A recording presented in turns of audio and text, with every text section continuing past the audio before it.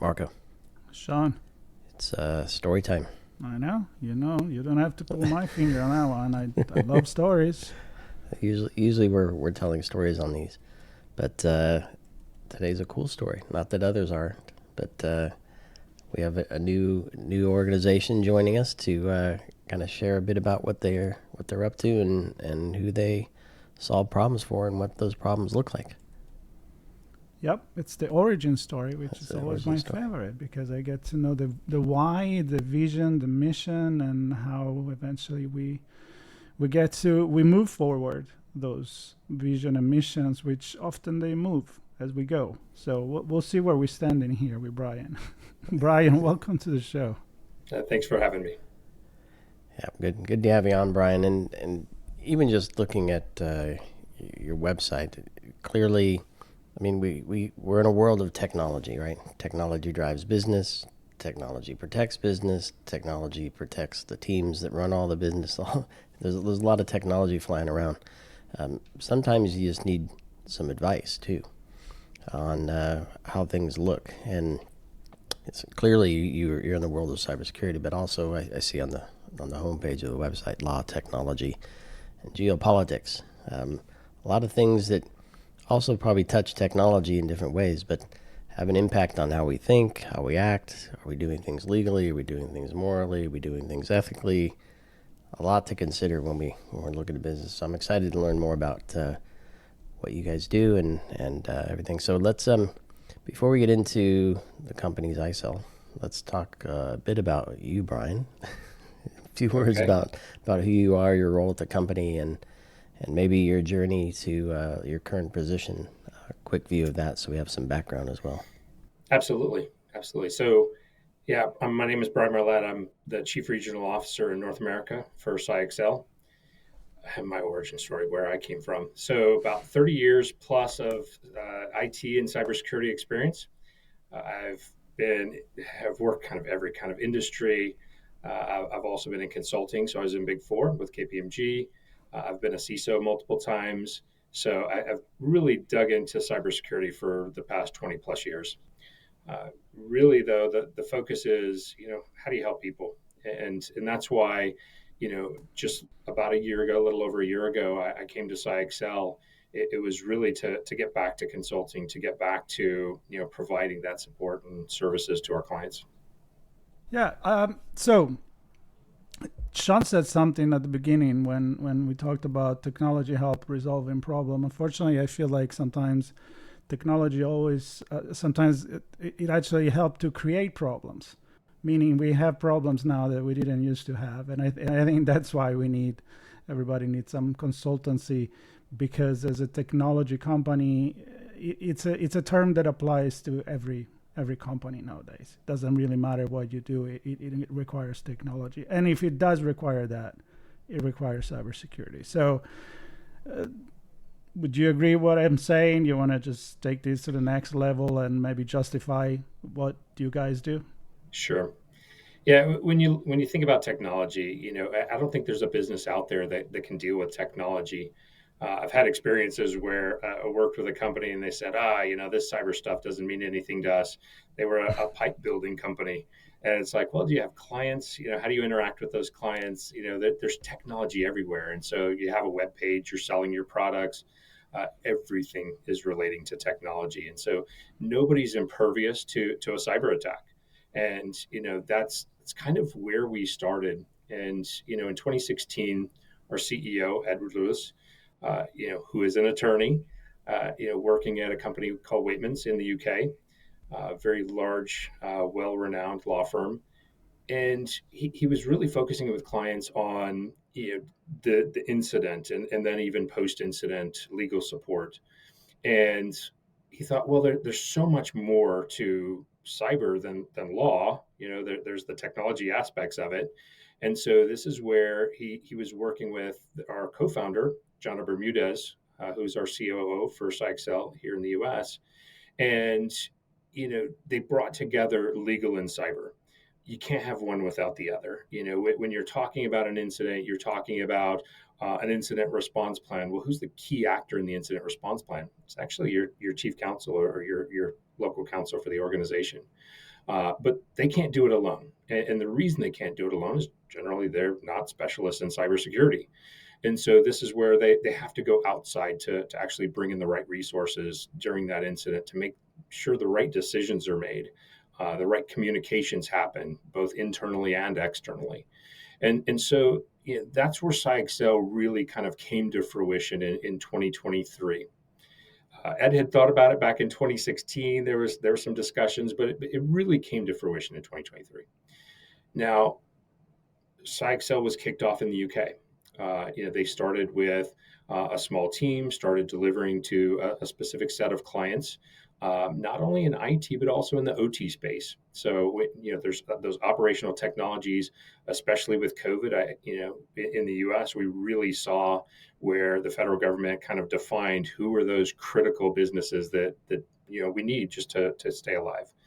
And so, OT is a lot of engaged in a lot of those businesses. And so whether it's, power, water, you name it, food service delivery, supply chain.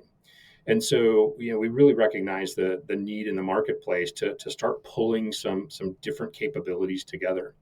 And so you mentioned, Sean, you looked at our website, and so you see a handful of things, and I don't think it fully covers kind of what our expansive capabilities are.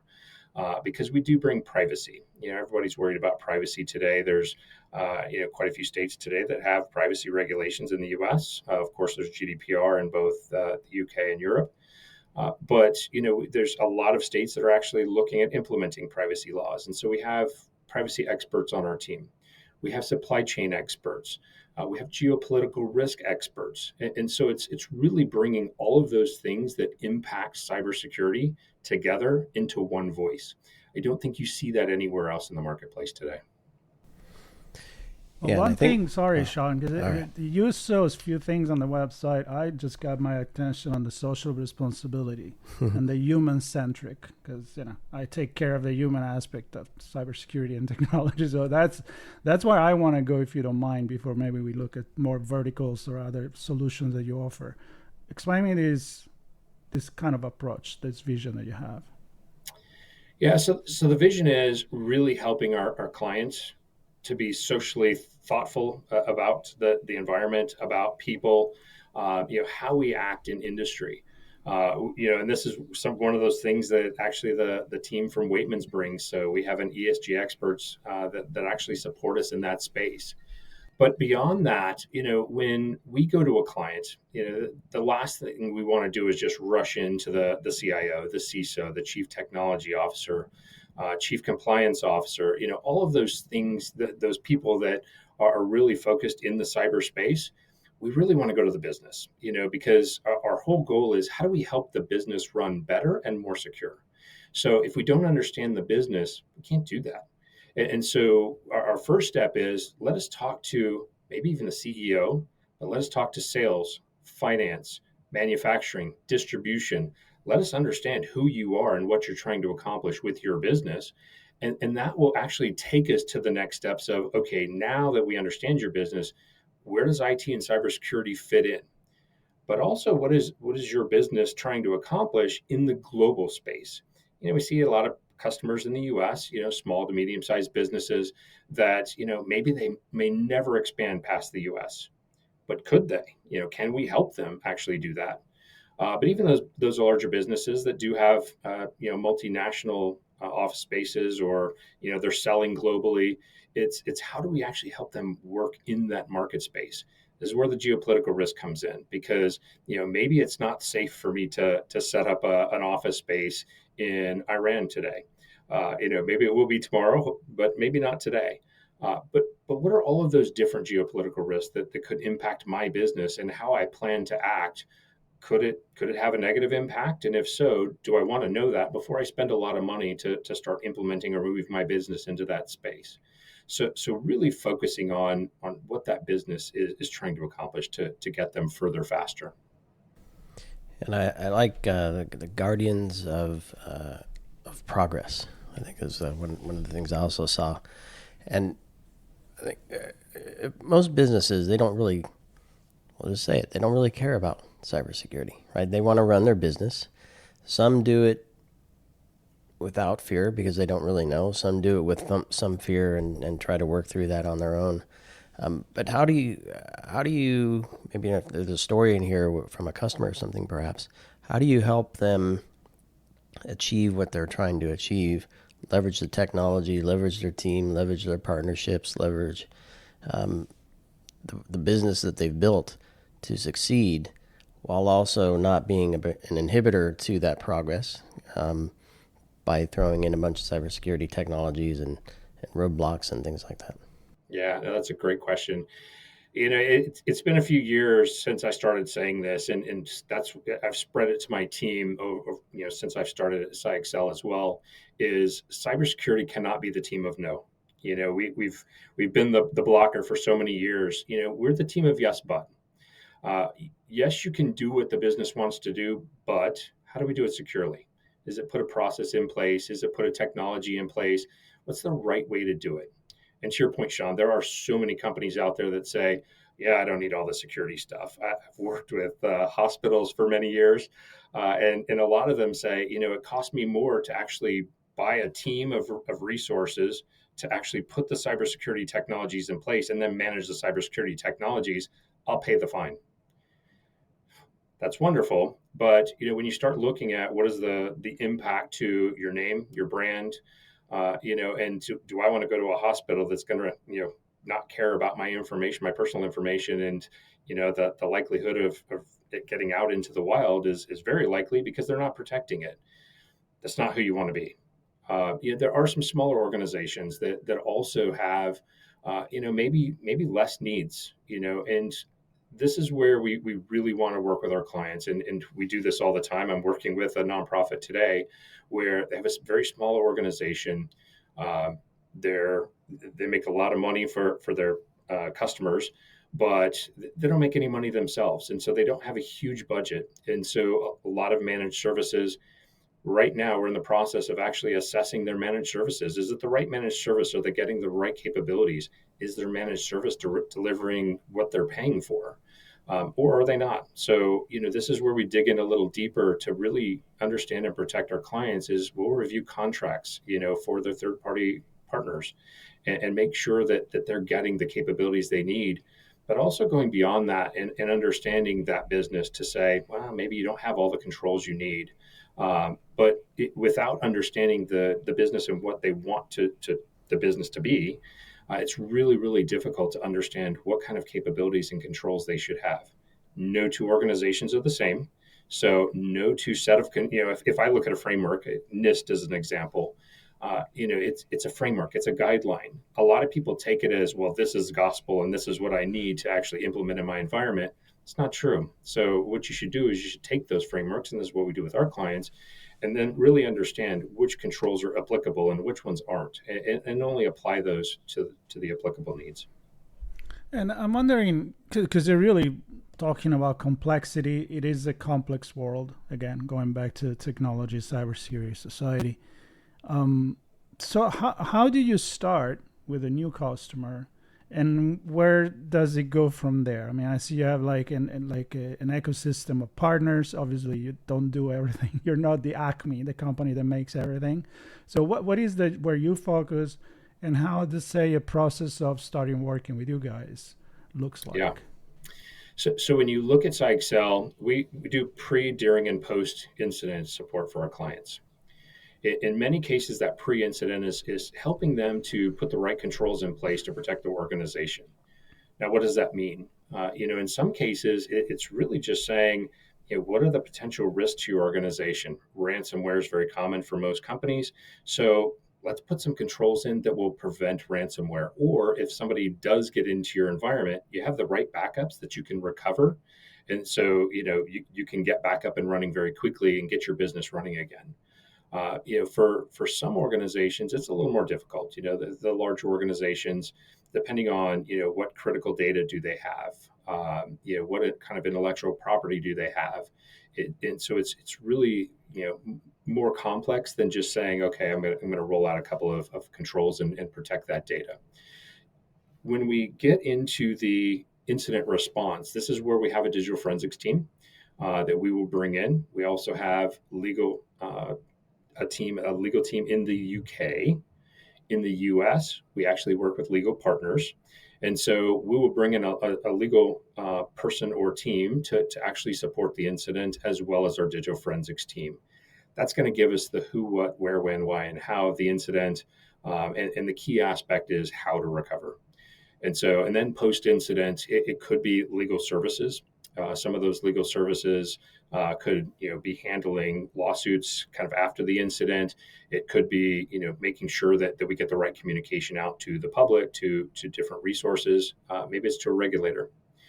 And then it could also be technical resources. So in many cases, we don't do a lot of the technical hands-on to recover systems. Okay, so this is where we bring in our partnerships, and we have a large set of partners that can really do any type of recovery that's needed for our clients. And so, we want to balance it out. We can't be the do everything like you mentioned, Marco. And so it's really, finding our niche expertise and using those to the best of our abilities to support our clients.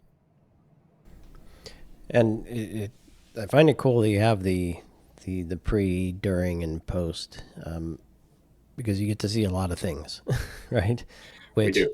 So how well did you recover? How well did you respond? Can also help define how well you prepare. And being prepared isn't just having a plan or having a set of controls that hopefully block, and then you run your playbook. How much are you able to help organizations, knowing that their business, help them say, here's the best way to run the business with the least amount of exposure and therefore risk, and therefore if and when you do have an incident, you'll be able to recover faster, you'll be able to get back online faster, and hopefully have as little damage as possible. Yeah, and that's where it's all about bringing the right people to the table. When we do a tabletop exercise, it's not just, like myself, an advisory person, and maybe one other that walk in and we walk them through an exercise. It's not only the steps through the exercise. Maybe they have a plan. Maybe we have to help them build a plan. But if they have a plan and we're actually testing that plan, it's bringing in legal experts. What is the legal impact? What should you be thinking about? Do you have your own legal expertise that are going to jump into this case? If so, do they have cybersecurity expertise? I found a client here recently that said, well, we have a lot of vendors that we use external counsel. I don't know if any of them have cyber expertise. Well, now's not the time. Now is the time to figure it out, not wait until you have an incident and then start shuffling through your Rolodex to figure out who has those expertise. We also bring digital forensics team members to the table as well when we're conducting those tests and exercises. And the reason we do that is because they're the ones that are actually seeing, what the bad actors are doing, how they're getting in, all the new tricks of the trade that they're using. And so what they can do is they can actually work with the technologists in the companies to say, hey, we're seeing this now. Are you, capturing these logs? Are you, feeding the right information to your SIM tool? So they can bring that technical knowledge and expertise of the incident itself to that pre-incident testing to make sure that the client is prepared. So it's kind of pooling those right people together to really get the right message out of those types of tests. Yep. And as we close here, this origin story, I could go for a while here, because you have among the industry you work with, the agribusiness, energy, utilities, healthcare, pharmaceutical, insurance, finance, professional service, public service, manufacturing, retail, technology, media, and telecom. I don't think I left anything out. I pretty much didn't leave anything out in the world. You've got most of the industries that are out there. Yeah, you got it covered. So I would love eventually to go on a vertical in another conversation in the future, because obviously too much to talk about, because each single one, it's a story on its own. But let's close with this. If people resonate with what you said, they created the idea of, maybe I need to talk to these guys and CyXcel. How can they get started? How they can get in touch with you and the company? There's a few ways. One, you can reach out to us through LinkedIn. You'll find CyXcel out there. You'll also, if you just email info@cyxcel.com, you'll get one of us, and we'll start helping you out right away. If you go to our website, CyXcel.com. You'll also find our incident response numbers. We have a UK and a US number. So if you're having an incident, just give us a call and we'll help you out right away. There you go. And we will, of course, Sean, we will put all the links to this in the story, in the article that we're going to add to this video if you're watching the video, or the audio if you're listening to it. And Bryan, it was a great conversation. I'm glad that we got to meet and to hear the origin story. And we hope to have many more. Yep. Excited to keep chatting. Thanks, Bryan. Sean, Marco, thanks for the time. And thanks everybody for listening and watching. Do stay tuned for more from CyXcel and the team there, and be sure to connect with them online, LinkedIn, the website, and hopefully have them help you prepare to prevent an incident and then be ready if one happens. Thanks everybody.